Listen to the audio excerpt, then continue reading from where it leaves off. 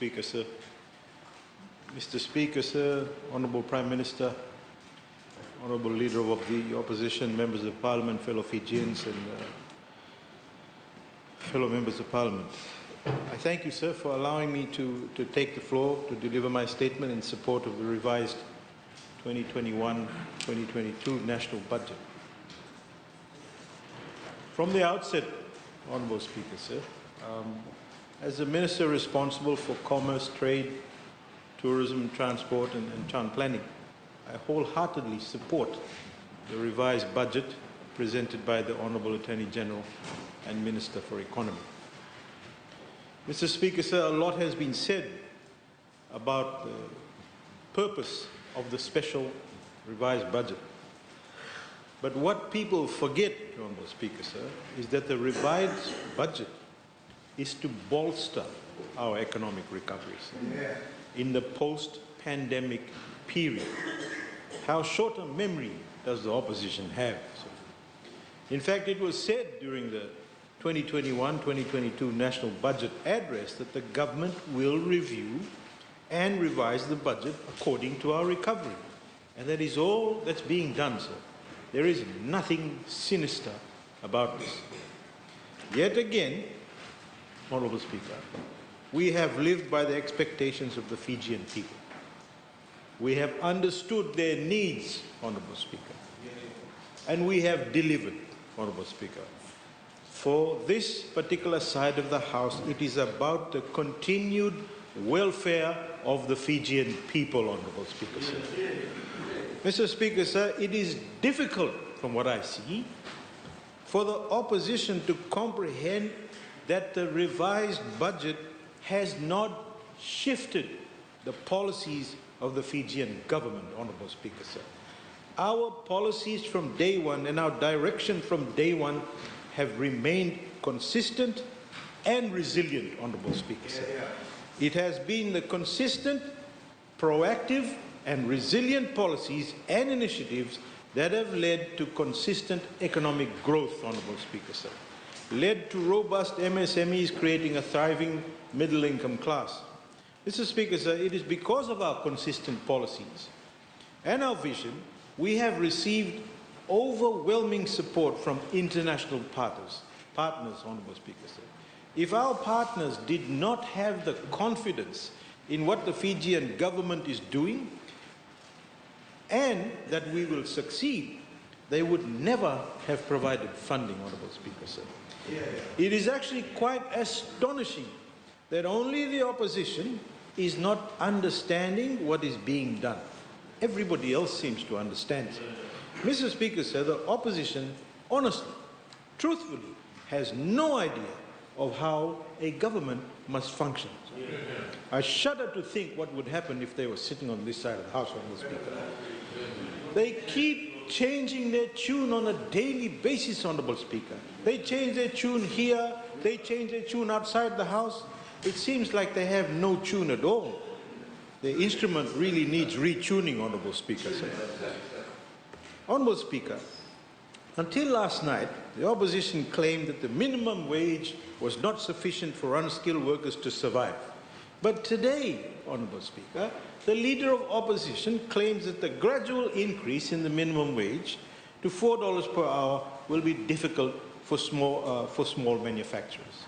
Mr. Speaker, sir, I want the people of Fiji to know that your interests have actually become irrelevant on that side of the House.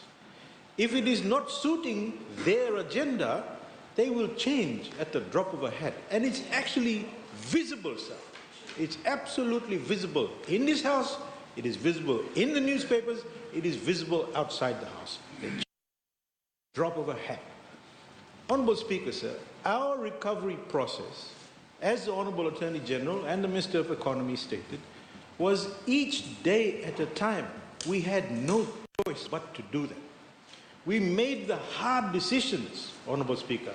Just like our Honourable Prime Minister pointed out this morning, we trusted the science to support our decisions. And today, we are here with a budget that will turbocharge our recovery, Honourable Speaker, sir.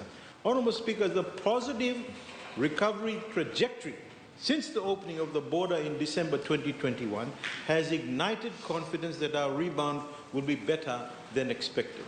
For the last 2 years, Honourable Speaker, and the last 2 budgets, our focus, for example, for the tourism sector, has been on restarting. For that to happen, our national objective was to get 80% of the eligible population fully vaccinated. And we did just that and more, Honourable Speaker. Today, our international borders are open. Fijians have actually returned to work. More hotels and businesses are opening, and our economy is back on track to building back, Honourable Speaker. It is in this revised budget, Honourable Speaker, our focus will be to shift from reopening to recovery of the Fijian tourism industry. Since our borders have opened on the 1st of December last year, we've welcomed back 50,742 visitors. Over 90% of these visitors were from Australia and the US markets alone. As we approach our peak months, Honourable Speaker, we expect these numbers to increase and fuel the recovery. With more markets opening up, as we all know, just like New Zealand, we expect even more visitors. But just as we've opened up, so have our competitors. And as the Honourable Minister for Economy stated, we need to be there, fighting for our share of the tourist dollar, sir. Because if we don't, we will all miss out, Honourable Speaker. Mr. Speaker, sir, we're now easing our entry conditions alongside many other countries to remain competitive. That's why we've made policy changes to one, ensure we're attractive to tourists, and to two, to ensure that there's industry-wide ease that supports our goal to be competitive, Honourable Speaker. With removal of the travel partner classification, irrespective of where you come from, you'll be bound by the same conditions. We're basing this on assurance that we're a highly vaccinated nation. Anyone who comes is vaccinated and with a negative COVID-19 test. So from the 7th of April, all a visitor to Fiji needs to do is to pre-book a rapid antigen test for their 24-hour in-country test. This policy shift also, Honourable Speaker, creates transparency, where all service providers, whether you're a hotel or a lab or a pharmacy, list their prices online. This way, we're giving visitors the option to choose where they want to book their tests. So how the system actually works, sir, there will be an online test booking platform which will centralize all the testing services. So if I'm booked, for example, to stay at the Hilton, Honourable Speaker, I can go online and either book my test with a lab or a pharmacy or in-house at the Hilton or somewhere in Nandi Town. And if I see that as a cheaper option, and if I intend to, say, visit my family in Lautoka, I no longer have to stay at a hotel. Instead, I go online and look up labs and pharmacies around the area and book. To ensure that there are no defaulters who don't turn up for their test, we will have in place fixed penalties, Honourable Speaker. So over the next few days, the Ministry will support the industry to get through this transition. Mr. Speaker, sir, when we first started the Blue Lane Initiative in 2020, it was the only means of getting visitors into Fiji. At that time, Denra Marina was our only designated port of entry for yachts. Today, yachts can come from Denra, Savsavu, and Vunda Marinas, and they can do so without having to get the approval of the COVID-19 Risk Mitigation Task Force. Instead, they declare their interest directly with Fiji Revenue Customs Service, as was the practice pre-COVID. Mr. Speaker, sir, to further support the industry, we are maintaining the low taxes, so that is reflected in how we package and sell Fiji. With the numbers picking up from the next month, we're going to ramp up our marketing efforts, and Tourism Fiji's increase in the marketing allocation of $890,000, an increasing of $700,000 for operations, will help us over the next few months. Honourable Speaker, sir, as we continue our path to full recovery, we must also seize the opportunities that actually come with it. And as we've heard yesterday, we need to seize these reform opportunities to meet new demands, leveraging technology and creating some flexibility. We have, over the past few months, identified areas of improvement to support building and construction activities in Fiji, and the amendments to the Town Planning Act is the beginning of the gradual process towards a fully digitalized system, or Project BizFiji 2.0. The streamlined process and procedures allow us to ease doing business, especially at a time where we need economic activities to thrive. Mr. Speaker, the change to the town scheme amendment process is a big step towards achieving a more simplified process. So by reducing process timelines from 3 months to 14 days for the whole of scheme revision, and from 30 days to 21 days for individual scheme amendment applications, we're not doing something out of the blue. In fact, we are bringing Fiji on par with other jurisdictions, such as Queensland, Australia, where the public notification period is between 15 to 25 business days. With these amendments, Honourable Speaker, sir, in the digital system, we are modernising the government process and setting a benchmark for service excellence and efficiency in building and the construction sphere. Fiji First Government, Honourable Speaker, sir, understands with a great deal of compassion the struggles of Fijians to make ends meet. So many MSMEs have taken initiatives to start up home-based businesses and to earn a living. So in order to support that initiative, as stated in the budget, home-based businesses can now operate from residential zones without having to rezone. This means that these entrepreneurs will not be required to make an application for scheme amendment to the municipal councils. As control measures, these home-based businesses will, of course, be bound by certain conditions. As we're relaxing these requirements, Honourable Speaker, we want Fijians to take responsibility too also. So that means you shouldn't inconvenience your neighbours. You can't operate in a non-commercial business in a residential area like opening a garage in a residential area. The growth in the building and construction sector is a strong indicator of growth in the economy. We will continue to undertake reforms and improvements that will ease the burden on our developers and homeowners. Mr. Speaker, sir, we've been quite concerned with the operations of the Fijian real estate industry. Since about 2018, over 90 complaints have been received by the Consumer Council of Fiji and the Real Estate Agents Licensing Board. Many of those are related to inconsistencies of the commission rates, a lack of professionally trained and experienced licensed agents.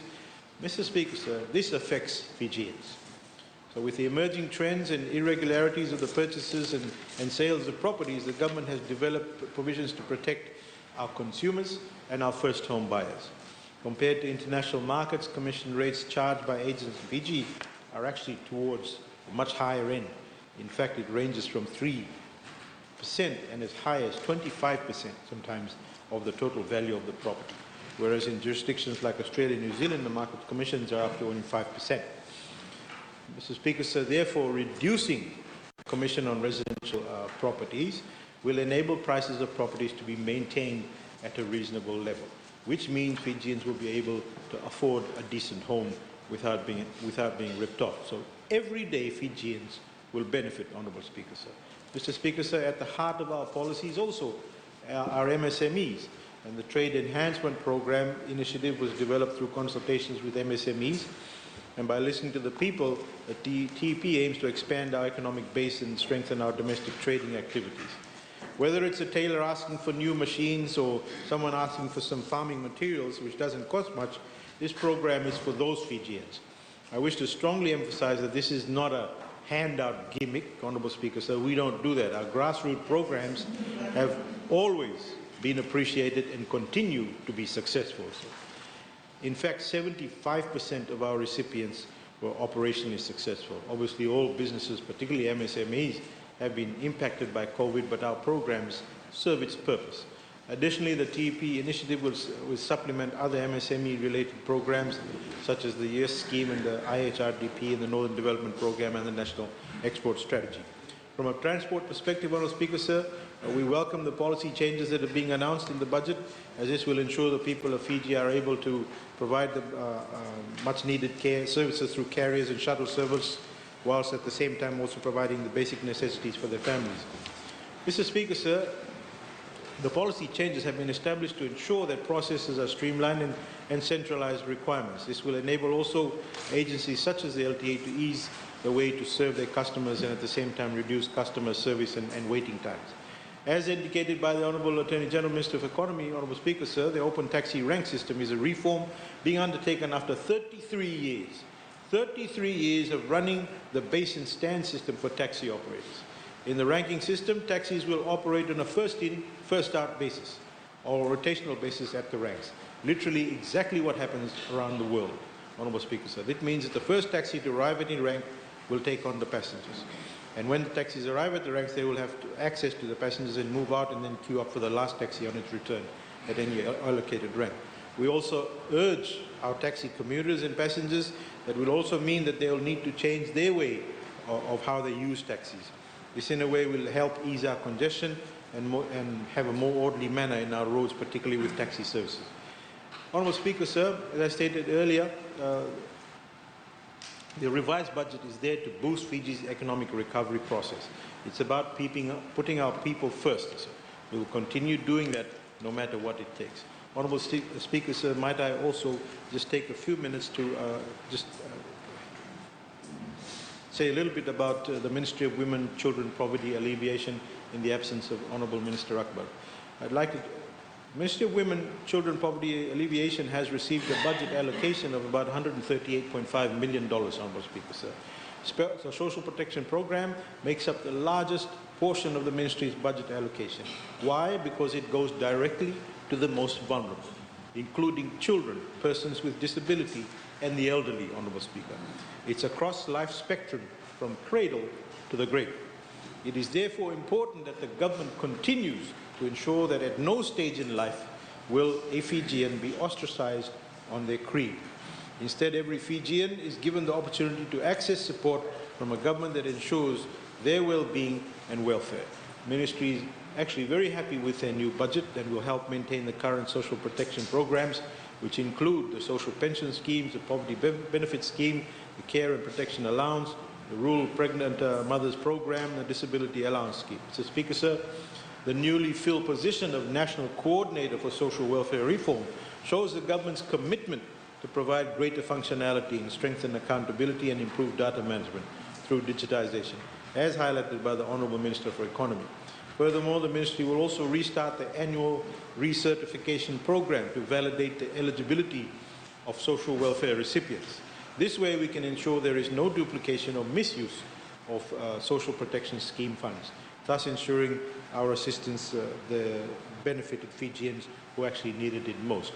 Mr. Speaker, sir, we've been working diligently to ease the burden on Fijians in whichever way we can. Bus fare recipients can now expect the monthly bus fare assistance to increase from $10 a month to $25 a month, with an allocation of $6 million, benefiting over 40,000 odd Fijians, Honourable Speaker, sir. Mr. Speaker, sir, the senior citizens have significantly contributed to where we are today as a nation, and it is only right that in their golden age, where they need love and care, we continue our duty of care. And the 3 Golden Age homes located in Samambula, Lautoka, and Lambasa will receive budgets, with the latter, Lambasa now in its final stage of renovation. Further to the grants to the organizations, the Ministry will strengthen its partnership with organizations whose activities and outputs support the Ministry's strategic objectives. Honourable Speaker, sir, the Poverty Monitoring Unit under the Ministry, through the Integrated National Poverty Eradication Program, received an allocation of $185,000, and with this, they will continue to monitor, evaluate and report on the progress and impacts of government's poverty alleviation program. With those few words, Honourable Speaker, sir, I wholeheartedly support the budget. Thank you very much, sir. I thank the Honourable Minister.